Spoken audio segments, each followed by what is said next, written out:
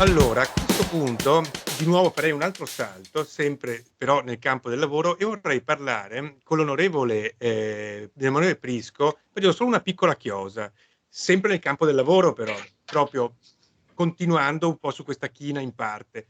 Onorevole Emanuele Prisco, reddito di cittadinanza e disoccupazione a questo punto, visto che parliamo di lavoro, è un disincentivo, è un valore? Che cosa ne pensate? E cosa sta facendo il governo e che cosa Siamo pensa di stati, fare di questo strumento che, credo che siamo non se è un po' stati controverso, il insomma. movimento politico più contrario insieme a Confindustria al reddito di cittadinanza. Ma vedi che nazione strana, cioè noi paghiamo gli italiani per stare a casa a non lavorare e ci prendiamo su i cittadini di tutto il mondo che arrivano irregolarmente, cioè c'è un cortocircuito che non va. Rispetto a quello noi diciamo un reddito di assistenza per chi non può lavorare, ci mancherebbe altro, è da nazione civile, ma chi può lavorare deve essere incentivato a lavorare. Per farlo bisogna puntare sugli unici che sono capaci di creare lavoro e quindi ricchezza, cioè le imprese.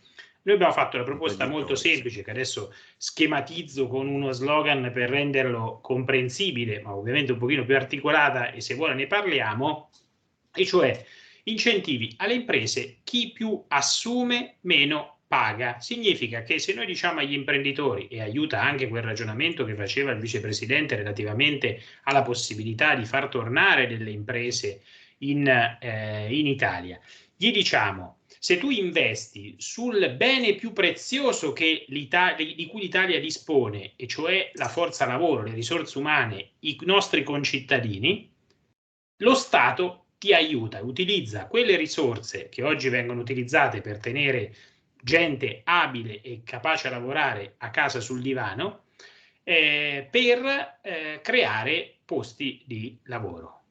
Credo che questo risponda da un lato alle necessità che rappresentava prima il vicepresidente di Confindustria, e allo stesso tempo quello di impiegare al meglio le risorse, come una famiglia impiega i suoi risparmi nel miglior modo possibile, li mette, come fa anche l'impresa, ovviamente a frutto, e non li spreca sperperando e abituando, disincentivando il lavoro, perché stiamo abituando intere generazioni a non avere ambizione di crescita e di investimento sulla propria vita, sulla propria famiglia e quindi di contro anche sul futuro della propria nazione.